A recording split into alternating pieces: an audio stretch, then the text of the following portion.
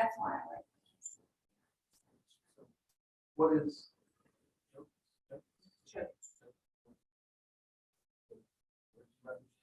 He is an emeritus. Okay.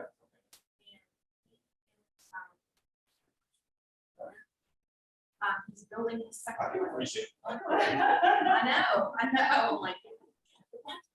Yesterday is the Rite Aid and Walgreens store.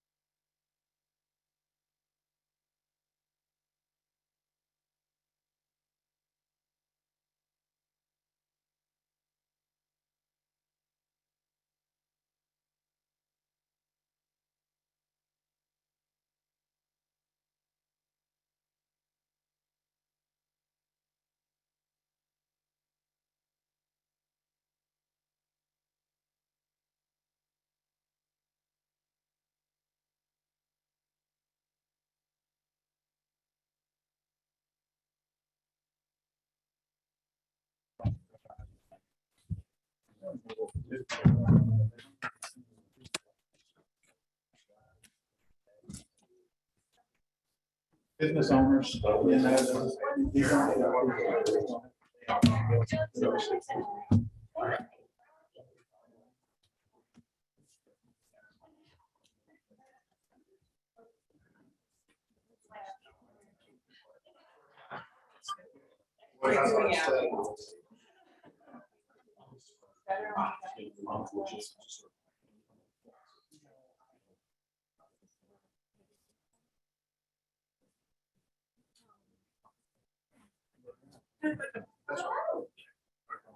Hey, how are you? Good.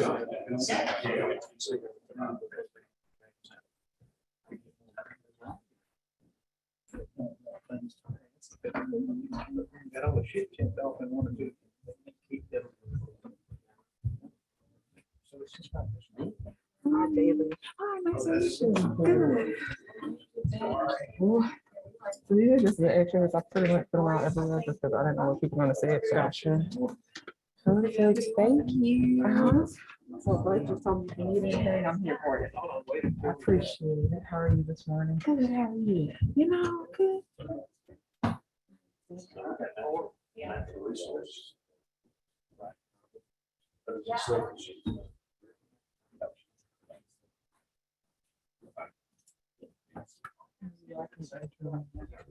I noticed that anyone on Zoom. It's fun.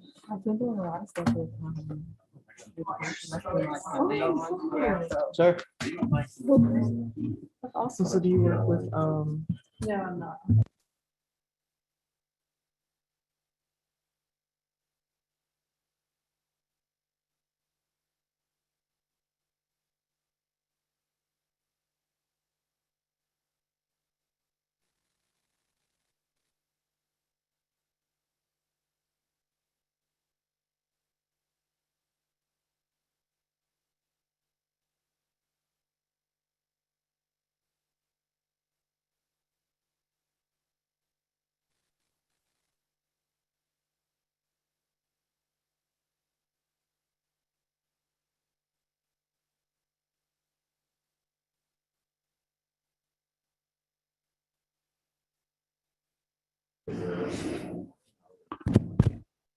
All right. Good morning. Good morning. It's a little after 8 o'clock, or that's what I have.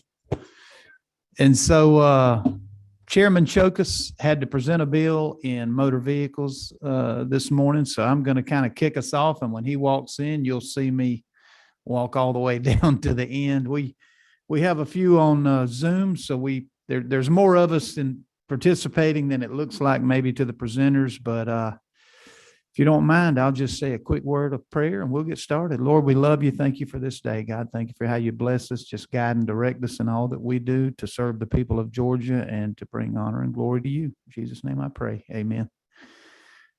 All right. Thanks for coming. Looks like we got a little bit of a group here. And so we'll get started. I think Mr. Brad Mott, Director of Government Affairs for Georgia Association of Realtors, is going to kick us off. And sadly, I'm not exactly sure what the general topic is, but it looks like we got some realtors and maybe some bankers involved in this. So, Brad, go ahead. Right, I appreciate it, Mr. Chairman. We appreciate being invited. We had our president come in last year and give an update on just some market conditions, and that was the plan again this year when the chairman asked us to be here today. I am just here to do an introduction. Our association, most of you guys already know it, but we're a statewide association. The Georgia Association of Realtors is a trade association, one of the larger ones. 50,000 members. We're in every county and every city. We have 50 local boards. So some of the boards, like on the greater Augusta area, they're a multi-county board. Southeast Georgia is a multi-county board. But as you get into the metro area, they may be single county, or they may be just single entity. Our Atlanta Fulton Realtors are just the one county, but they're one of our larger groups. So we've got a lot of practitioners that work in a lot of different areas. A real estate license in Georgia gives you the ability to help a person buy a property, sell a property anywhere in Georgia, manage a property for anybody that needs it, all in one license. And that's great. And that's something that we need to keep. That keeps Georgia ahead in business. Other states have a multi-license tier that our folks, I think, and most of the business community is thankful that we don't have. And that's something we need to continue to protect as we move forward. Private property rights are our focus. We'll never get to a transaction, to the sale of a business or the sale of a home, without protecting private property rights. So from a legislative standpoint, that's what we work on. But today, our statewide president, Joey Tucker, is going to give you a little bit more insight to the actual market. That's an area that I don't do. I've never been a realtor, and I will not be as long as I work for the association. I'll be here doing this, which I enjoy quite a bit, so that we can keep them doing what they want to do every single day. So, Mr. Chairman, if you don't mind, if I have any time left, I would rather just give it to my president.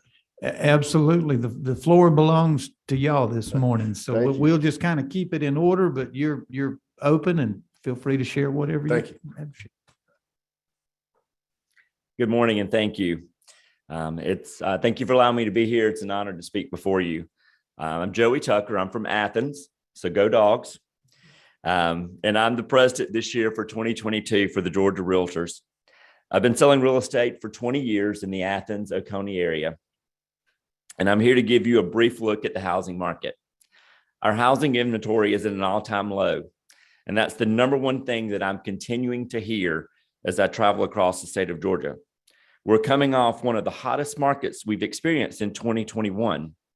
So I can't stand here today and not thank our governor for declaring realtors essential and putting us back to work faster than any other state in the country. We're grateful for that, and we're grateful that we were able to get back and help our economy, because we know the housing industry is vital in the economy in Georgia and across the country. We saw housing prices increase between 16 to 22% last year. And normally in a healthy market, we're seeing a 4 to 5% increase. This is being experienced all across Georgia, and the low inventory is driving the cost up. This shows how far behind we are in our housing supply. Our days on market are hours in some markets. We're experiencing multiple offers, no contingencies, no appraisals, cash deals, and you have to have that strongest offer if you're going to win the deal. One thing that the pandemic taught us with the housing market is that people can work from anywhere. People can choose to be closer to their grandkids, maybe their mountain home, beach home, further out in the suburbs, turning their second homes into their primary homes. People can live any place they want because they're working from home more. We're seeing people want bigger homes so they can have private offices. And we're seeing people that need basements so that they can, if they're keeping their kids at home more, working from home, they want to have different homes in different areas. But we're also seeing people that want to come closer to the city. So that tiny home market is big. We're seeing a lot of communities that not want the tiny home or try to ban that in certain areas, but we need that market. We need all housing for everyone. We need all price points of housing across, because that helps a strong market and that helps people continue to move. Currently in the state of Georgia, there are 15,443 homes on the market, and we have 11,778 pending sales. So you can see pending sales are almost catching the houses on the market. In my area in January, we saw 84 new listings hit the market in the Athens, Oconee area. In that same time, we saw 85 pending sales. So our new home listings aren't keeping pace with the pending sales we're having month over month. Today, just before I walked in this room, I looked at our housing market in the Athens, Oconee area. Under $300,000 in Athens and Oconee County, there are only 17 homes on the market. We have less than a half a month of inventory in our area. To give you a little history, in January, total listings in the Athens, Oconee area was 95. With 1 year previous, the total number of listings was 185. And to give you kind of a bit of perspective, in 2008, when the market was extremely hot, there were 1,284 homes on the market. So you can see 95 to 1,200 homes on the market. We're in a deficit of housing. Builders cannot build housing fast enough, whether it's the supply chain or some local undue regulations or escalating causes to the cost to building a home. Builders cannot get these homes built fast enough. Interest rates are driving sales. With interest rates below 3%, people are realizing that it's a great time to buy. In Georgia, we were named, the 8th year in a row to do business in. Well, we're also named the #1 state for retirees with bank rate. That has an effect on our housing market. People want to move to Georgia because it's affordable. Rising interest rates may have a very slight cooling effect, if any, on our housing market. The lack of inventory will keep driving prices up, maybe not at the pace we've seen, but we will continue to see prices increase over the next year. The supply isn't enough inventory to keep up with our buyer demand. However, we do need to remember that Georgia is one of the most affordable states that people are moving to. While housing prices were posting double-digit gains year after year for 2 years in a row, and rising interest rates, affordability has become an issue, especially for first-time home buyers. There are a lot of investor activity in our market, and the investors often come with cash offers and no contingencies for the sale. It's tough for that first-time home buyer to compete in that scenario, but that is not impossible as long as they consult their local expert, their local realtor in the market. Because our market's so hot, these investors want to come. People are moving from across the country. They want to be in Georgia. A buddy of mine, a mortgage lender, said that nearly 50% of his mortgages last year were from California residents alone wanting to move to Georgia. We have a strong market. We have a strong state. We have the greatest state to live in Georgia. And I'm proud to serve as the 22 president of the Georgia Realtors. Thank you. Thank you, Joey. Do we have any questions for him on Zoom? No. I did want to respond to one of the comments you made, and I think I've said this in almost every small business committee meeting. It is it's often that people that step up to the microphone to speak to this committee that they say, "Thank you, Governor Kemp." And you started out your talk by saying, "Thank you for keeping this economy going. Thank you for making sure that realtors were considered essential workers." And I just want to, I pray that the people of Georgia recognize what it means to have a leader that recognizes the importance of these, of the realtors, of the bankers, of the carpenters, the construction workers, first responders. I know this is talking about the bankers being the first responders of the Georgia economy. And, but I appreciate you saying that, because that's very important to small businesses. That's the reason he kept it open, is so small businesses wouldn't have to shut down. But thank you for your presentation. Thank you. Representative Dale Washburn, you want to go to the podium? All right, good deal. Yeah, please. I do better standing up. Thank you, Mr. Chairman, and I want to echo your comments praising Governor Kemp. I also was going to comment on about that, about what Joey said. The governor was courageous in stepping up and helping us keep the real estate industry open, as well as some other businesses, and he deserves our thanks and praise for that. He has been an effective leader for Georgia, and our economy shows that for sure. So thank you for commenting about that. I'm here today. I am a realtor. I've been in the real estate business for 46 years. And I've been a member of the Georgia Association of Realtors and the National Association of Realtors and the local board of realtors during that time. The opening words of the preamble of our code of ethics for the Realtor Association is, "Under all is the land."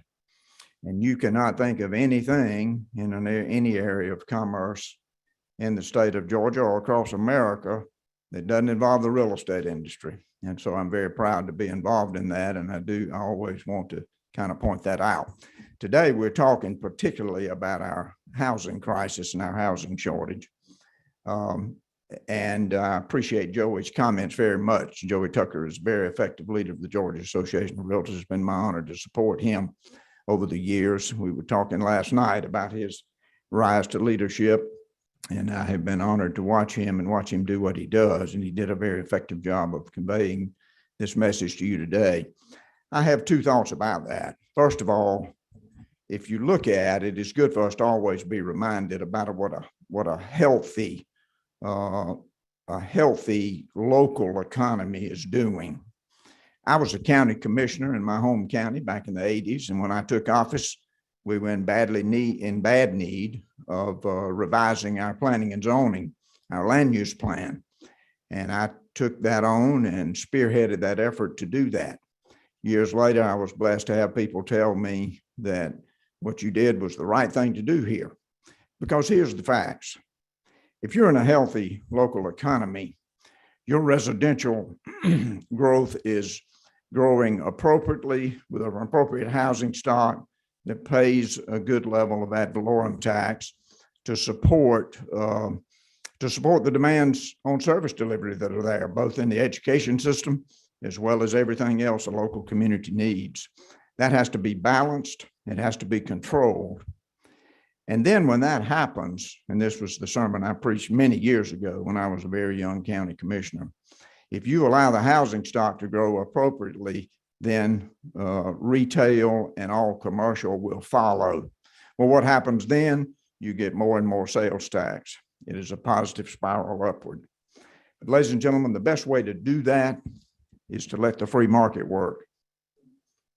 We need some regulation, but regulations like vitamin E. You need some, but too much will kill you. And we are seeing situations in our local governments now where there is continuing, in my opinion, overreach of control of not letting the free market work. Now, we certainly need some regulation relative to infrastructure, relative to new roads that are being put in. They need to be put in properly so they won't be a burden on the future taxpayers to maintain them.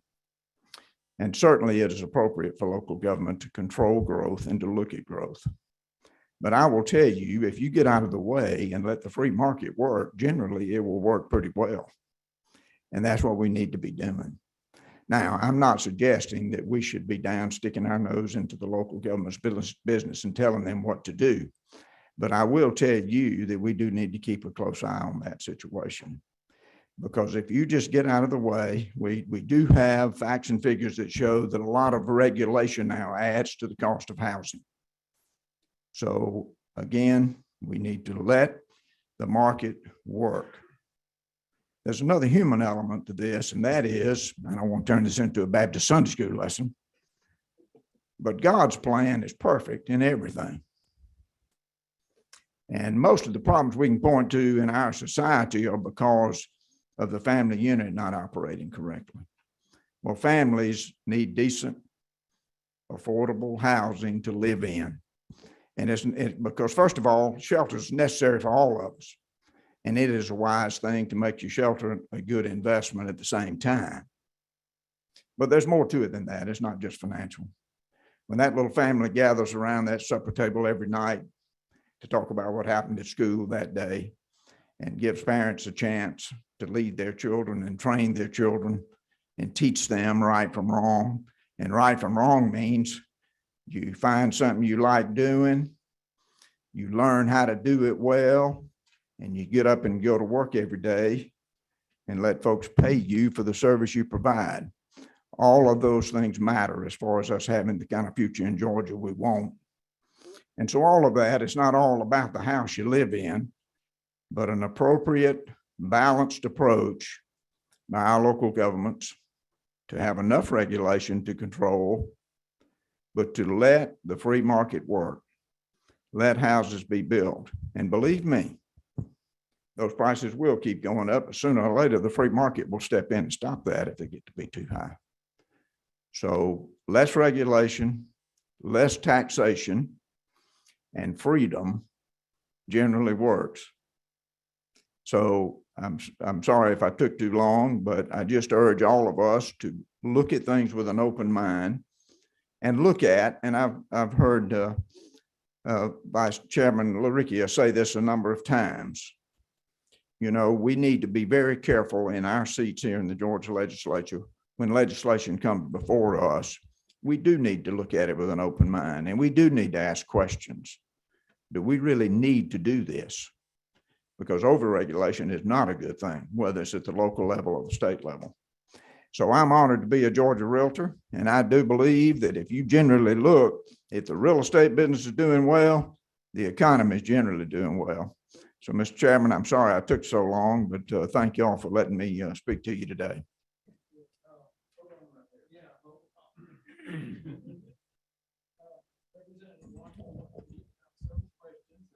Yeah, Thank you for that presentation, but we've got several questions. I'll start with number 22. Thank you, Mr. Chairman. Representative, thank you. That was awesome. I was just wanted to say amen a number of times, but you know, in rural Georgia, when we talk about housing and affordable housing, you may know this, but I've worked with the Georgia Manufactured Housing Association almost every year that I've been here. One of our friends, Jimmy Cotty, represents them. And it seems like more and more of our local governments are all but zoning out what we call mobile homes or manufactured housing. And that industry has come light years from where it was in the late 60s, early 70s of building what was then called trailers. They were poor quality. They were fire hazards. There were tremendous problems. But now that industry, recognizing that it needs to rebrand, build a safer, better, more affordable, and you know, because they want them to continue to generate the sales taxes, the property taxes that they need to carry their fair share. And I think Joey mentioned about tiny houses, or someone mentioned about the tiny house market. Well, it seems like every year there's a bill up here somewhere floating around that prohibits someone's ability to build a house and rent it, or to prohibit manufactured homes from coming in. And so I'll close with this number. Right now, you can build manufactured homes somewhere around 60 to 65, even in this increased cost of materials, 60, 65, $70 a square foot. Some of my friends that are in the site-built home right now is $125 to $150 a square foot. So these families that would love to live in their own home on their own piece of land in the county that they can get a job in can't even live there. And so that is a perfect scenario of what you just mentioned, that we need to be real careful. I know our friends from ACCG, GMA, they don't like for us to mess around much with some of those local ordinances, local laws. But with the crisis we're in right now for affordable housing, and those people that are going to be police officers and school teachers and manufacturer workers, they can't buy a site-built home for $275,000 when they can get a manufactured home, put it on a couple of acres of land for $150,000 and have the same number of square feet. So thank you for your presentation. I wanted to just really put that. I'm from rural South Georgia. Manufactured housing is a huge part of what helps meet the needs of affordable housing in our area. All right. Thank you, Representative. We've got number 25. That's me. Thank you so much. Good morning, Representative Washburn. Great presentation. Thank you so much for that. As you're going through this, we're talking about this. I started looking up and I started thinking that, well, if we've got an increase in demand here, there must be somewhere else that there's a decrease in demand, and there's markets maybe trailing down. So I just looked that up real quick, and I'm looking at some of the hot spots here. So we've got some in Washington State, some in California, Northwest Arizona, 2 of them in Connecticut, Illinois. We're starting to see a downtrend, I guess, in those areas. So they have the opposite problem, which is great for Georgia. So we're building a great opportunity here. But with that, as we keep moving through this, I was curious about some additional metrics, maybe in front of the housing issue, and that would be such as like the number of families with multiple homes now. I think over time we saw, maybe every family had one car, and then you start seeing that transition now to, just multiples. And it seems like that maybe that's something that's happening in the market as well. Maybe you could speak to.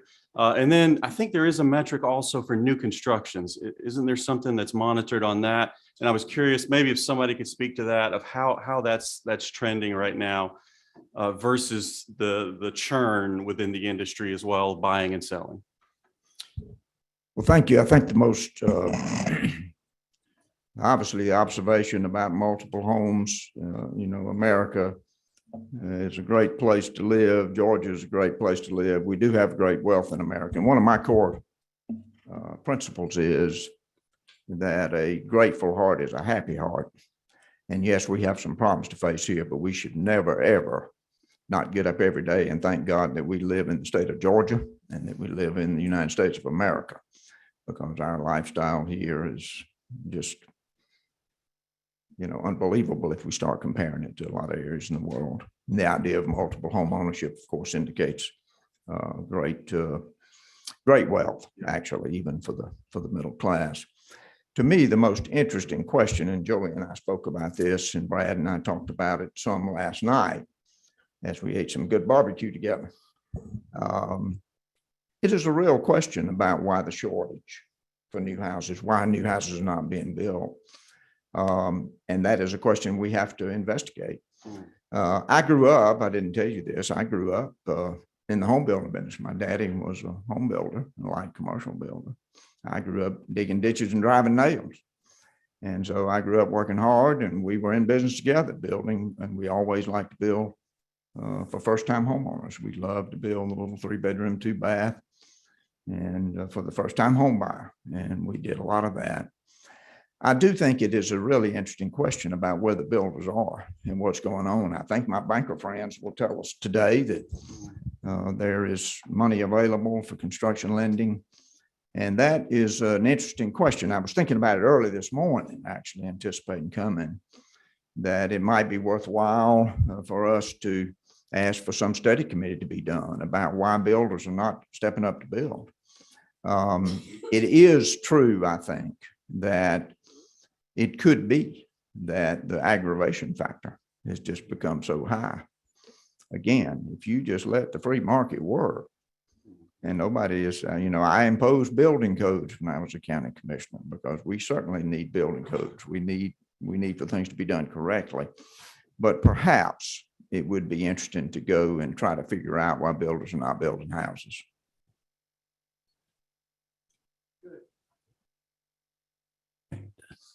Yeah, we had the subcontractors last week come speak to us and how some of the challenge that they're facing. And I see how that, just dovetails right into the construction of new homes. But with that, we also have Representative Kendrick on Zoom for a question.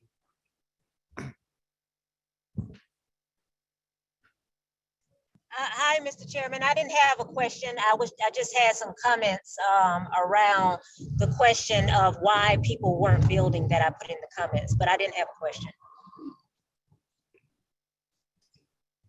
Okay, well, thank you. One of the things we talked about homes, and I missed part of the program, and I apologize. What's going on with commercial real estate? And that's something that I was kind of curious about, whether they're businesses, strip centers, office complexes. What's going on in the industry with that? Is there a shift? We talked about that last year. Well, that is a very good question. And in my little real estate brokerage firm that I still operate and work in every day, most of my work hands-on, where I do have some folks that do residential, but I work mostly on commercial and investment real estate. I had breakfast yesterday morning with a prospective agent that would do timberland work. And we talked some about the trend, about the changes here. There is no question that the pandemic has caused a real hard look and a change at bricks and mortar office space. So many people have discovered that they can work from home with a laptop and a cell phone. And so that is one challenge. We're going to see, we're going to have a lot of vacant space sitting there that somebody's got to figure out what to do with it. And so that will be a challenge. So that is one area. Otherwise, back to commercial, I will say that when you have a healthy community, the commercial will follow, and the sales tax follows with that. And that is the positive spiral upward we need to talk about. Going back to Representative LaRicchio for a minute about the manufactured housing. You are exactly correct. Great strides have been made in manufacturing housing, and that is still a path to some affordable housing in Georgia. And so that is an interesting observation about it being zoned out. I've always said that appropriate planning and zoning and appropriate land use plan has room for everybody and room for everything. and it should have. And you get into trouble when you start trying to over control that, because there's room for every level in Georgia, and every level deserves decent housing. And those every level, whether they're renting or owning, contributes to Georgia society, because they contribute by being members of the community, members of the churches. Their kids play at the Little League fields, they go shopping, and they contribute sales tax dollars. So I think the idea of beginning to try to over control what the free market will do is just not a good thing. So anyway, I kind of got off the topic of the question there. Good. Okay, thank you, Representative Washburn. We appreciate that. Ms. Godfrey, I think you're up. She's with the Community Bankers Association. So talk to us about what money's available and what the economy is doing. And yes, you're welcome to sit down there. Tell us about yourself and who's joining you. All right. Good morning, Mr. Chairman and members of the committee. My name is Lori Godfrey, and I'm the Chief of Staff with Community Bankers Association of Georgia. And I have with me John McNair. He is our Chief Executive Officer. Want to start? Sure. Well, good morning. As Lori said, my name is John McNair, President, CEO of the Community Bankers Association. And I just got to tell you, we can't be more grateful for y'all having us in here today to talk about the community banking industry here in Georgia. We have a wonderful community banking industry here in the state. We define community banks as institutions primarily $10 billion in assets and under. Kind of sounds like a big number, but when you put that in perspective of Wells Fargo and Bank of America, that are in the trillions, it kind of brings it back home a little bit for you. But we have about 145 community-based institutions throughout the state. About 60% of our counties actually do have a community bank headquartered in their respective counties. And I too want to thank Governor Kemp for recognizing the banking industry as critical, because it really was. And if we think about what happened in COVID with the PPP loan process in particular, the community banking industry, not only here in Georgia, but nationwide, was the primary distributor of PPP funds amongst all financial institutions. In Georgia alone, we did about 60% of those PPP loans. We did 2/3 of the PPP loans to minority small businesses. And I think you all have that material that we handed out. I mean, the number that really jumps out to me is the fact that over 1 million jobs were saved in Georgia from community bank loans made through the PPP program.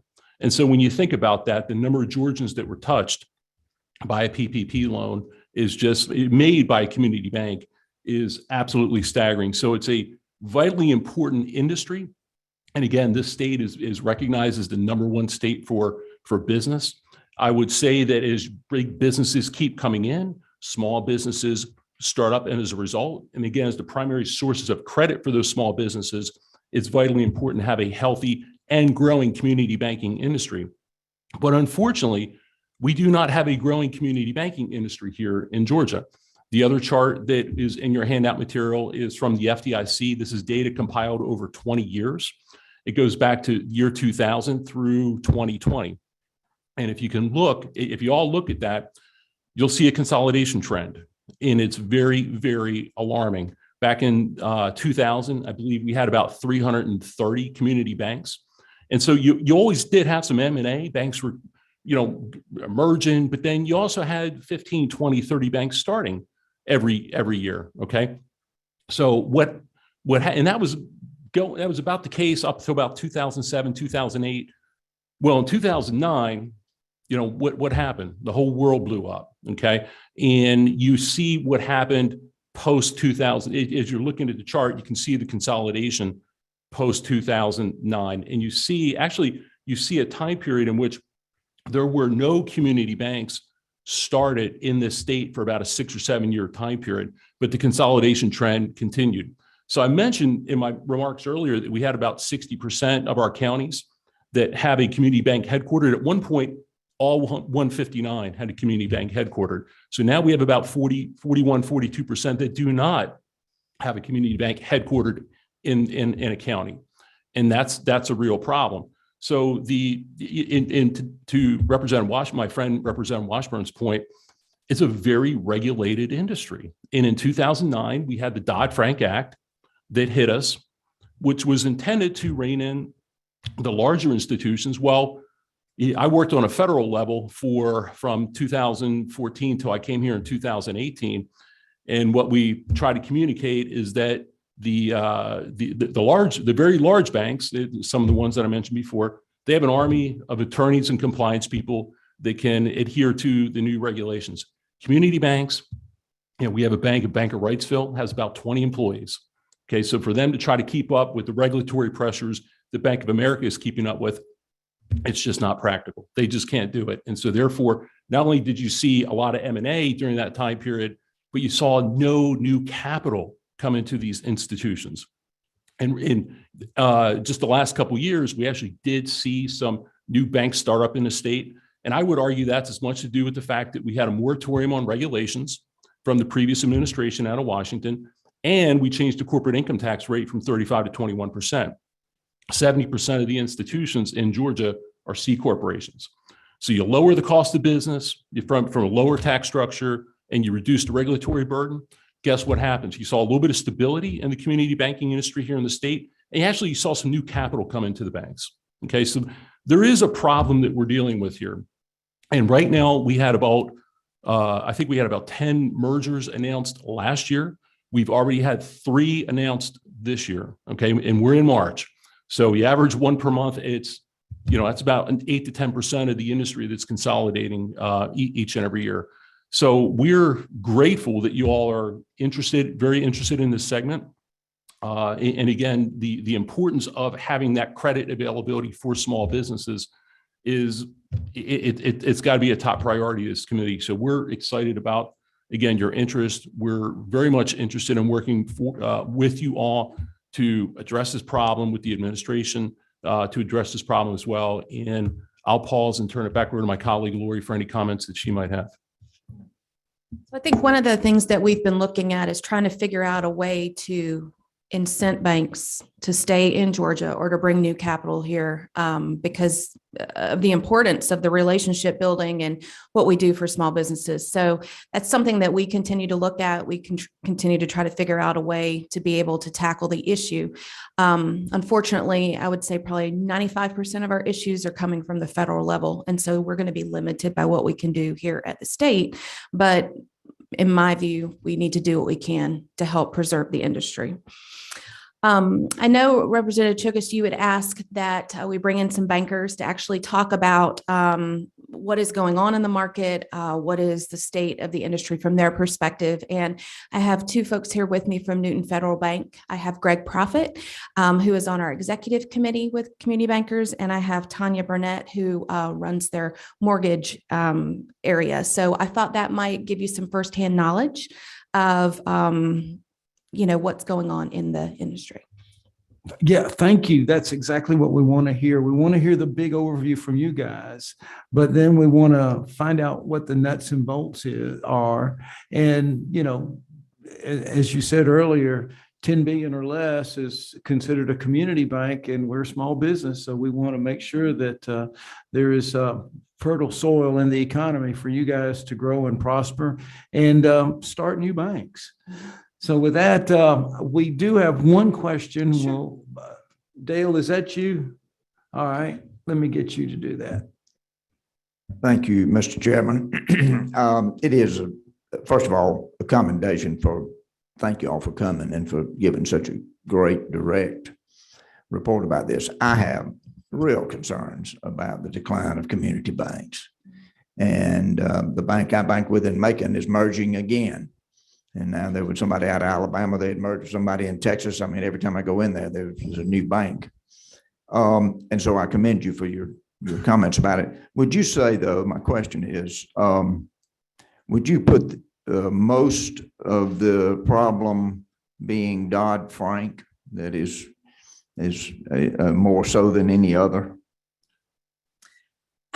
I think that's a large part of it, but I don't think it's all of it. I think that you have the CFPB, you have the Fed, you have all these different regulators that are in the process. And while we do have state chartered institutions here that are, regulated by the banking department and FDIC if they're not a member, you don't ever want to seem to be the weakest link. And so there's a lot of folks that try to make sure that they're being consistent with how everything is, and everything kind of trickles down as well. So I think it's more than just Dodd-Frank. I think it is just the burdensome regulation that we are dealt with as, as bank regulators.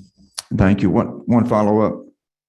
I know back in 2008, when we got into the crisis, of course, there were a lot of banks opened, and it seemed that the intention was to open the bank, get it up and going, and then sell it.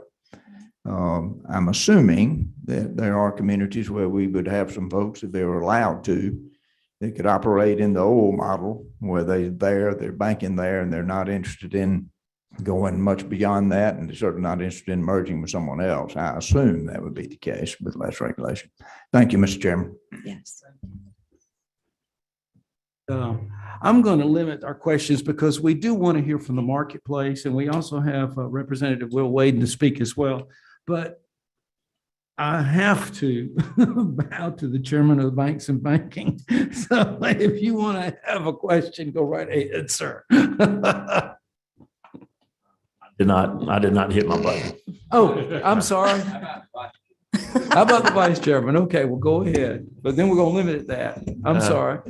Thank you guys for being with us today, and I appreciate what you do. And I certainly want to emphasize what role you did play in the PPP. And that I can tell you, I know some businesses personally that were saved by you guys working with those businesses on things that they probably could not have done themselves. And I appreciate that very much. My community is one of those. We have 5 banks in my community, but we don't have a home-owned bank anymore. My personal bank is it consolidated several years back with a local Georgia bank. Now it's with a bank in Mississippi.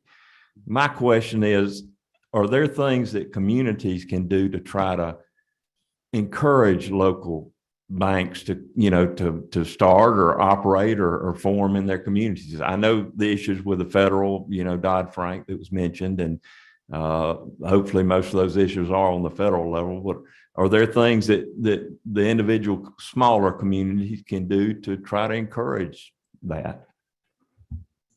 Yes, sir. Thank you for the question.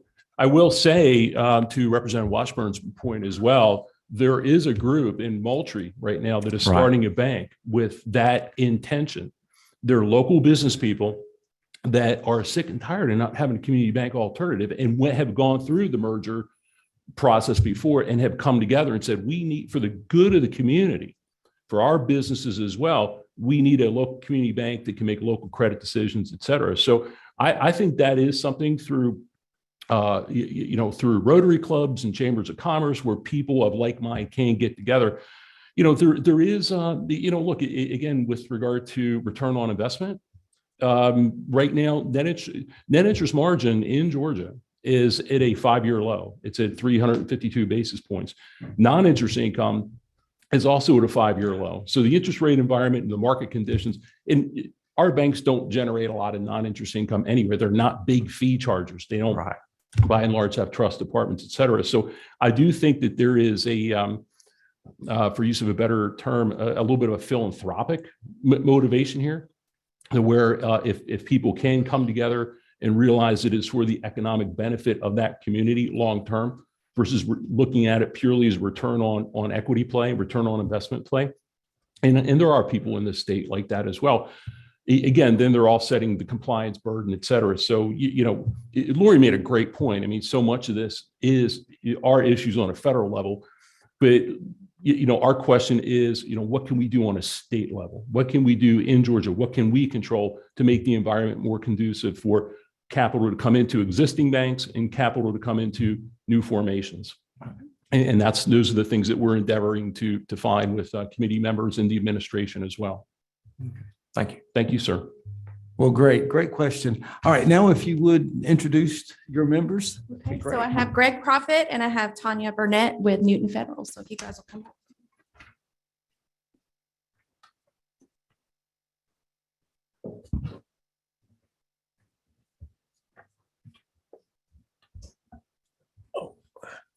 Well, thank you for having us today. My name is Greg Profit. I'm the president of Newton Federal Bank. We're about a $750 million institution. We have headquartered in Covington, Georgia, about 35 miles east of here. And we also have an office presence in the Atlanta market as well. So Tanya Burnett to my right here is our mortgage expert, in-house mortgage expert. So I know we wanted to talk a little bit about mortgages and challenges and the state of things today. So I'm going to turn it over to her here in just a moment, but I thought I would just give you just again, real high level, kind of a little bit of history about our organization or our entity and some of the challenges we faced over those over this period. So we've been in business for 94 years, Newton Federal Bank. We're headquartered in Covington, have been there since creation or since the formation of the entity. So in that time, we're a thrift charter, by the way, and thrifts are a little bit unique in that we are created to encourage home ownership and savings. Okay. And so over the years, we've changed and morphed as regulations have changed and morphed, as the industry has changed and morphed. And now we look a little bit more like a traditional retail commercial bank. Particularly in the last few years, we've kind of focused our energies a little bit more toward the commercial side of things. But we still do home loans. We still want to do home loans. But that industry has changed as well, and it's become very competitive. Fintech firms have gotten a toehold in there as well. We compete with the likes of Rocket Mortgage. Most of you probably have seen a commercial about Rocket Mortgage. We partner with local real estate agents as well and brokers. But there's some deep pockets out there, you know, and so community banks are having to try to be innovative. And frankly, a lot of banks, community banks like ours, have gotten out of the mortgage business because of the regulation that we've talked about here earlier. We're highly regulated. It's very complex. There's a lot of risk slapping that can take place if things aren't disclosed properly. And so for those reasons, a lot of entities have exited that business, or they have, like us, tried to change how we do things. So we form partnerships with some of these third parties, like the Rocket Mortgages of the world. We do portfolio lending as well, still. So and that used to be our history. We would make our loans and we'd keep our loans. We wouldn't sell them. So you came to us for a loan, we'd have your loan for as long as you wanted to have your loan with us. We wouldn't sell it to Rocket Mortgage or another investor. You had an issue, you come talk to us, you know, and a lot of people like that in a community. So that was our bread and butter for years and years. Unfortunately, the market again has changed, and we're not able to do as much of that as we used to. So we've looked for other opportunities. In fact, we are now forming a third-party relationship with another entity to help us facilitate more volume for mortgage lending. And basically, they're going to help us on the fulfillment side of things, and we're branding it, and it's called Leapfrog Mortgage. So be on the lookout for that, our real estate friends, Leapfrog Mortgage. But anyway, so we're very excited about that opportunity as well. We should be able to increase our output and serve our community better in doing that. So, but that is something we're having to do, is innovate. Right. And we can't do business as usual. Things have changed and don't allow for that. So that's my little minute and a half, 2-minute spiel about what we do and who we are. I'm going to turn it over to Tanya to give you a little bit more flavor on challenges that we're facing in the industry. Thank you, Greg. My name is Tanya Burnett. I'm the Mortgage Services Director for Newton Federal Bank. And I apologize, I have my notes here so I can stay on task. But my job is to make sure that we have adequate products and finance options out there for our home buyers in the market. And as Greg mentioned, we do that a variety of ways. We are able to provide financing in-house through our portfolio loans. That creates an avenue for clients who want unique properties financed, such as I know a trend right now is barn dominiums with larger tracts of land, which would not go to the secondary market investors. They don't have the appetite for that. And the way I explain that to our borrowers and what would qualify for the secondary market or what might have to go portfolio and stay in-house inside of the bank is the secondary market is basically cookie cutter, is how I explain to them. Small acreage and a reasonable size house is cookie cutter, and the secondary market likes that. That's what they want. If you want something outside of that, typically that's what you're going to be looking at our portfolio options inside of the bank. So we have a variety of options, and as Greg says, we've partnered with various third parties to provide additional services to those clients.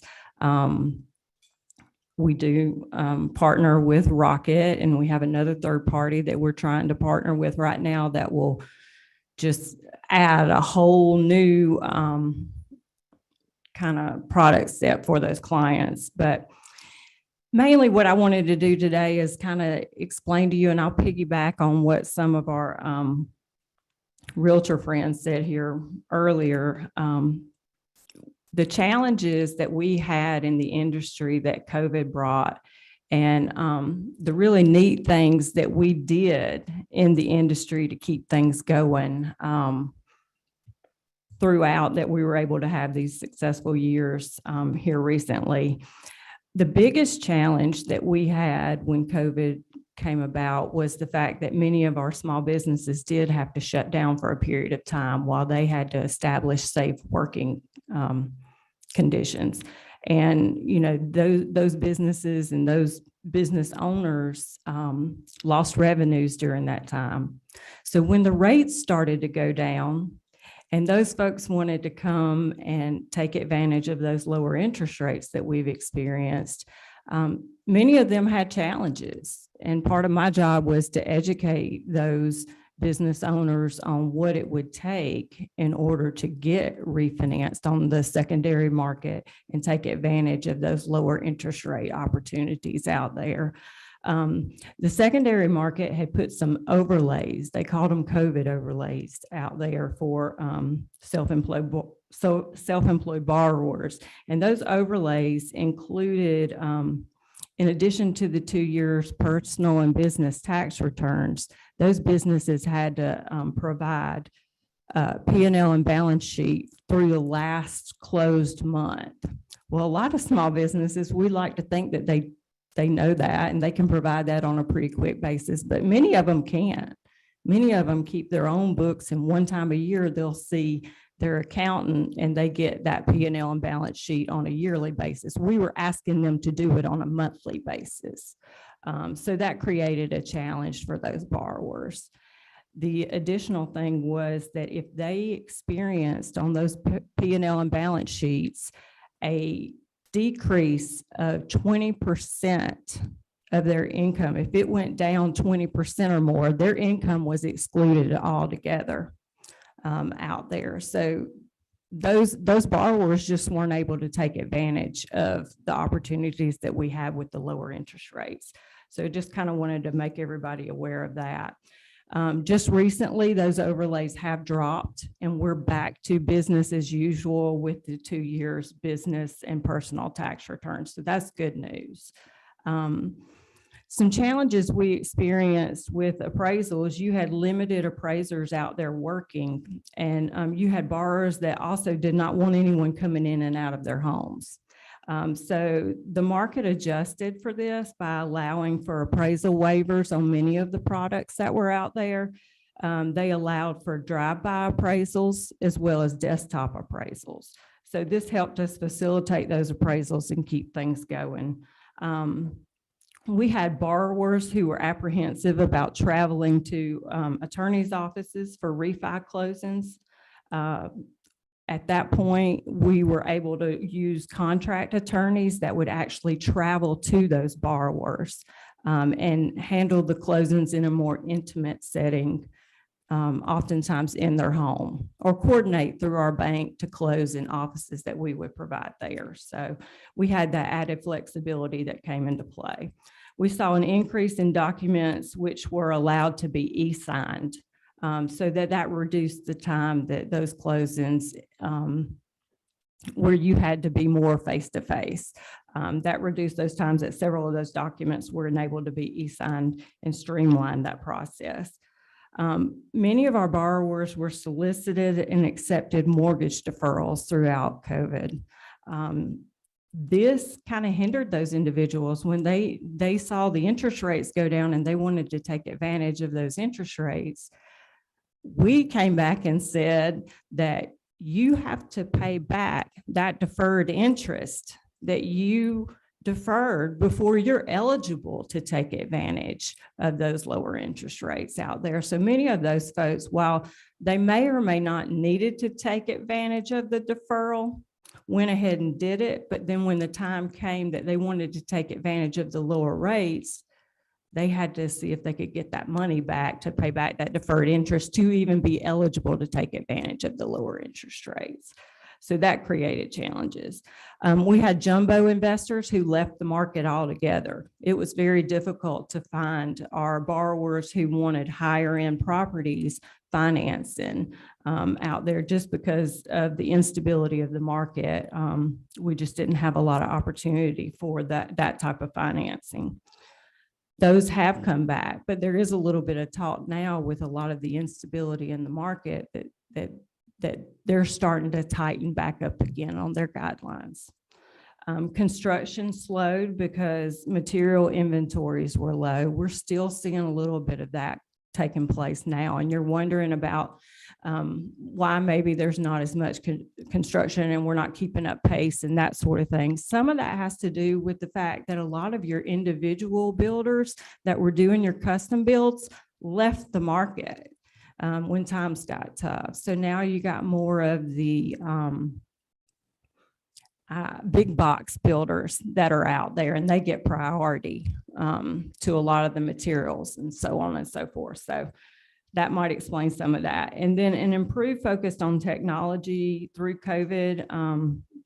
We found our borrowers were more receptive to online applications. So as a result, there was more emphasis placed on the technology. We now have more client portals that will allow the process to be streamlined and include e-signatures, document uploads, allowing for increased engagement and more transparency of the mortgage process.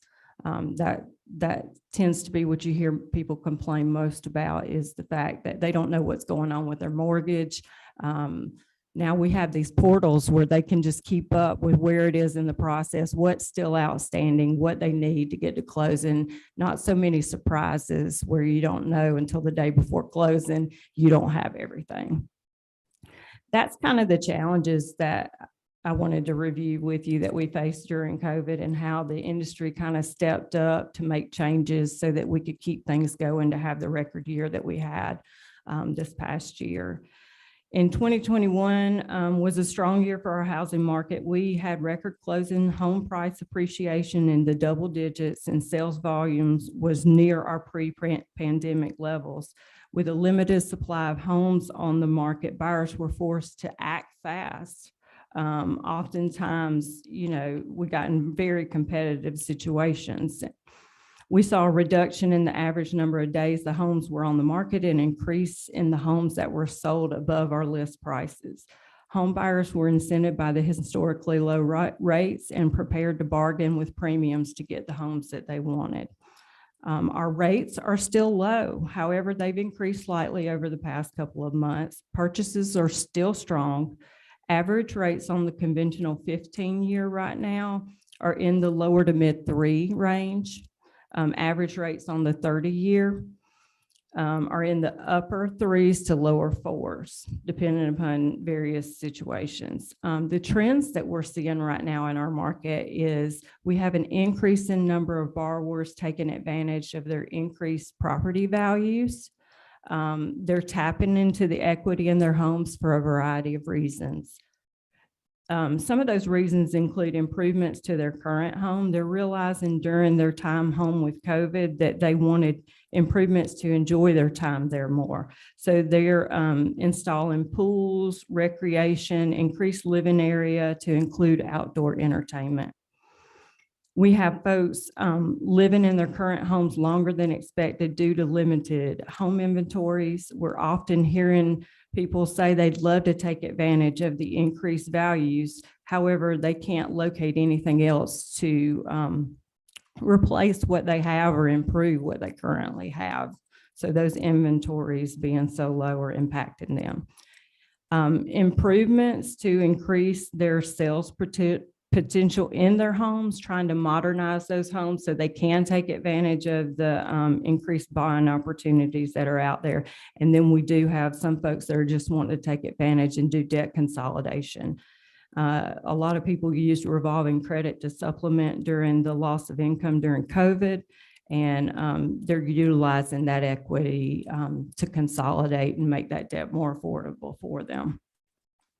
We do have folks that are living on limited incomes now starting to feel the pressure of the inflation that we're seeing out there. We're starting to have those folks come in, you know, and express that they're having trouble.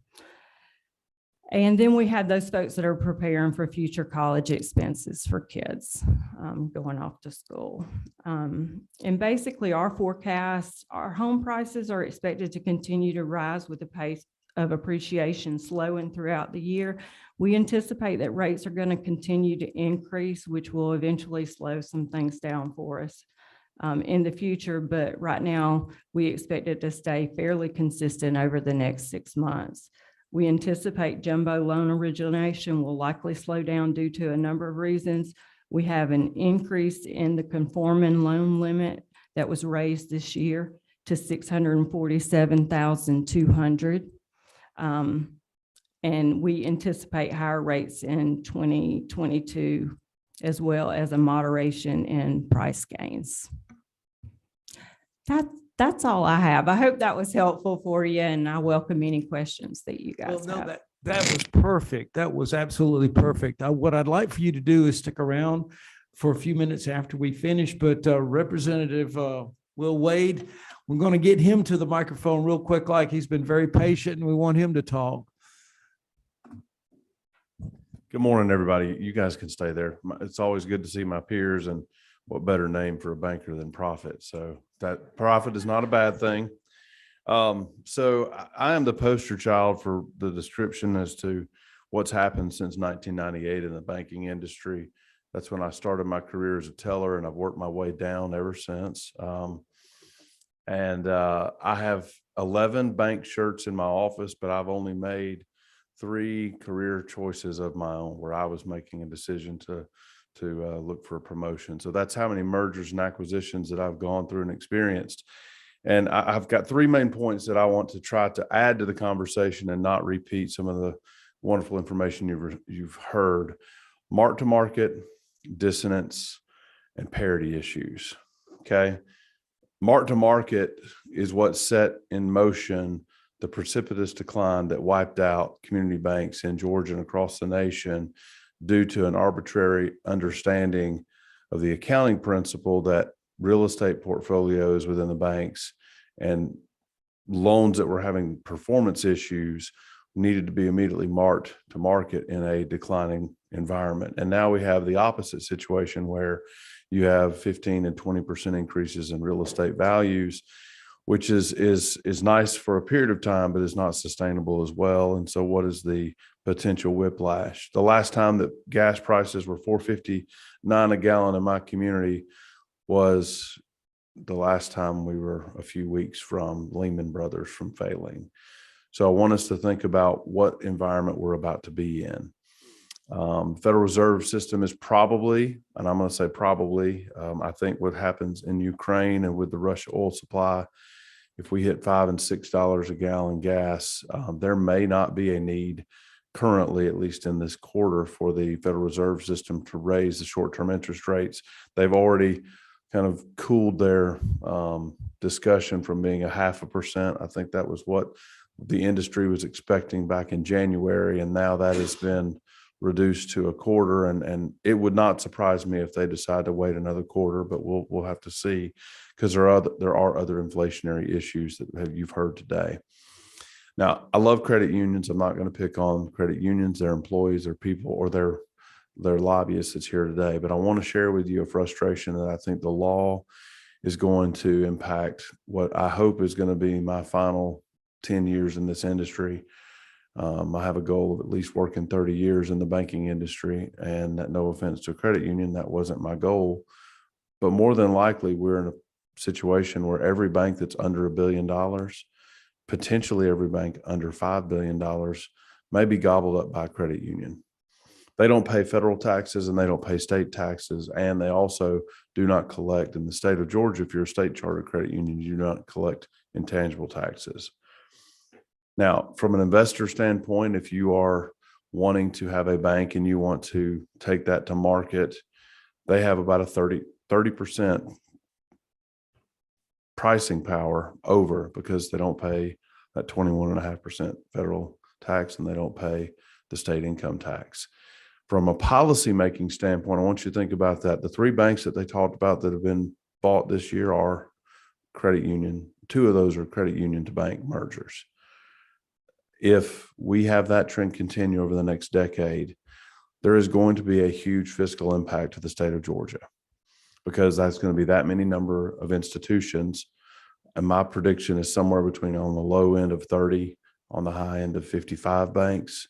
Then you will go from having 64 communities in this state that do not have a state chartered community bank headquartered in their community, to now we'll have 2/3 of the counties in this state, which they will not have a community bank headquartered.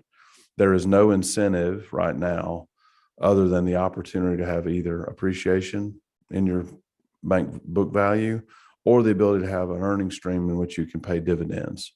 That's what investors look for. You have the idea for the philanthropic side that you heard Mr. McNair speak to, but folks, community banking is currently in a period of dissonance. And I'm not trying to be negative, because I love what we do in our communities that we serve.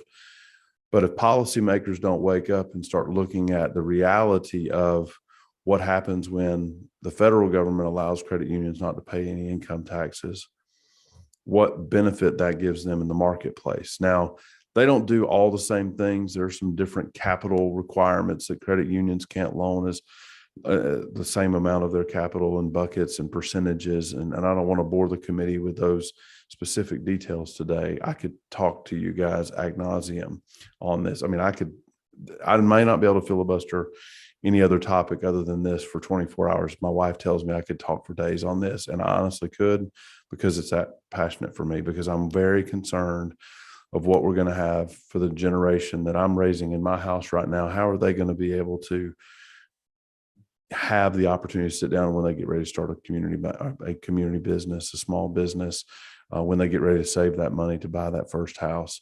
What's the marketplace going to look like? And we are in a period of dissonance right now. So the conversation needs to continue. Again, I'm not picking on the credit unions. I'm a former athlete, and they're playing the game, and they've got the set of rules that, quite frankly, gives them a competitive advantage. I don't blame them. If I was in charge of a credit union, I'd probably maximize that same, wedge opportunity. But it changes the dynamic of a community, and there is a difference between a credit union and a bank, and their philosophies are very well warranted, but they're different than what a community bank's philosophies are. So we, as folks that care about this state, no matter your party, you need to realize that it's going to impact the economic vibrance of your community and the ecosystem of our long-term economic opportunity in this state compared to other southeastern states, as well as United States as a whole. So I would be happy for any person, if you ever want me to buy you lunch to go talk about this issue, I'm happy to do that. And, I won't even charge Mr. Profit and their fantastic 2021 to do so. I saw their numbers too. They're doing a good job. And I would love for there to be stories that bank makes it to 110 years, 115 years, and is not put into a position where they have to look at their shareholders and say, we can get 1.6 times book for our investors if we sell to a bank, and we can get 2.4 to 2.5 times our book if we sell to a credit union. That is an investment decision, and they have a responsibility to the shareholders to return value. And that is what's at play right now. And it's going on each and every day within boardrooms. They may not want to admit it right now, but that's just the reality. As a career community banker, I'm going to tell you the good, the bad, and the ugly. And right now I've got serious concerns about our industry. So with that, I'll end. I know that we've gone over, but I appreciate your time and appreciate these folks being here. And there's a lot of work to be done. Thank you, sir. Chairman, everybody, my vice chairman on the Banks and Banking. He hadn't even heard me preach this yet. So there's more to come my way. Well, thank you. Thank you for all our presenters. I'm sorry, went over. I can see the interest from my members of the committee and also online. I apologize not getting to all the questions, but I encourage all the members to stay afterwards. All the presenters were wonderful. Thank you very much for taking time out of y'all's busy day to come share y'all's knowledge with us. And we definitely appreciate you being here. And Will, thank you very much for knocking it out of the park. Thank you. Y'all have a great day.